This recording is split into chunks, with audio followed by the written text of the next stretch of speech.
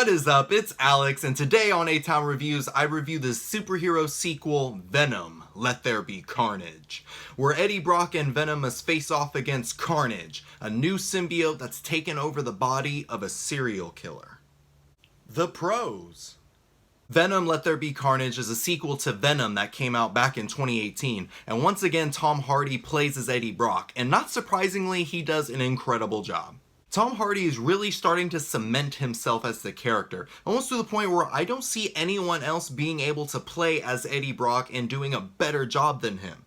No disrespect to Topher Grace, who played as Eddie Brock in Spider-Man 3, it's just that Tom Hardy's better.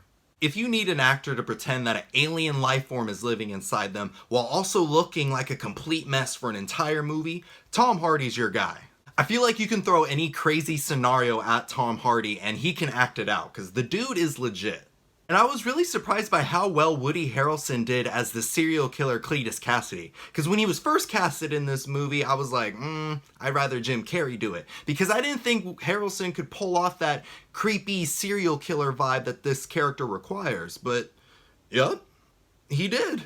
The way he delivered dialogue, the way he walked, the way he would look at people like he was hungry, he was giving me the serial killer vibes. And I was like, okay, Woody, I see you. He was my favorite part of this movie. And I just wish they utilized him more, which I'll get into later.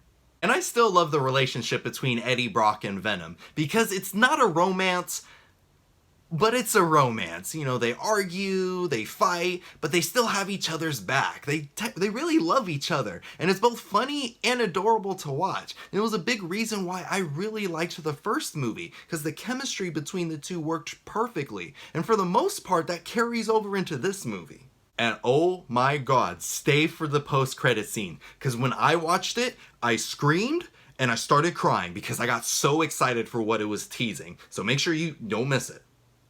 The cons. One issue that I had with this movie is that it's an hour and a half long, and an hour of this movie is spent on Eddie and Venom's relationship, because they're going through a rift, which is fine to see, but this movie takes what made the first movie really good, and they try to force that same magic into this movie.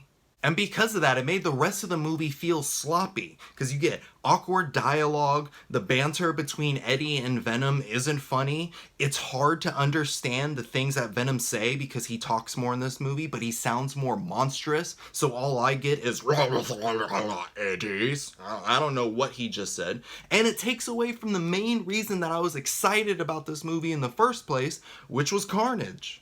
Carnage is my favorite Spider-Man villain, because I was so stoked to find out that he was in this movie, but they waste him. He doesn't appear until the second half of the movie, and when he does show up, he's not really Carnage. He does damage, but not really any carnage. This movie would have benefited from having an R rating, because Carnage is a serial killer combined with a bloodthirsty symbiote. His scenes have to be terrifying. Like, people should be dying in gruesome ways, but in this, he's very tame. They also try to make Carnage sympathetic by having him search for his missing lover and talking about his traumatic childhood, and it didn't work. Like, I get it, superhero movies want to try to have more complex characters, especially when it comes to their villains, but Carnage, though, is not a complex character. He's one of the few villains that's evil for evil's sake, and it works. Just leave it alone. This movie wastes even more of its short runtime on this side story about this character called Shriek and how she wants revenge on this cop for shooting her in the face.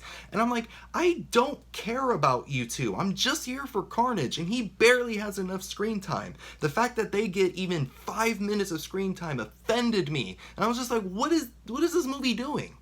Overall thoughts. This movie isn't god-awful, the performances of the leads were good, and I do love Venom and Eddie's relationship. It's just that it was focusing on the wrong things. It was trying to do something extra instead of keeping it simple. It should have been an hour and a half of Venom fighting Carnage. That's all it needed to be at the very least. It was a T-ball pitch that they could have hit a home run with, but they still struck out. Venom, Let There Be Carnage is like one-ply toilet paper. It's soft. Thanks for watching. Click right here to watch more reviews. And to see new reviews, click right here to subscribe to my channel so you don't miss anything.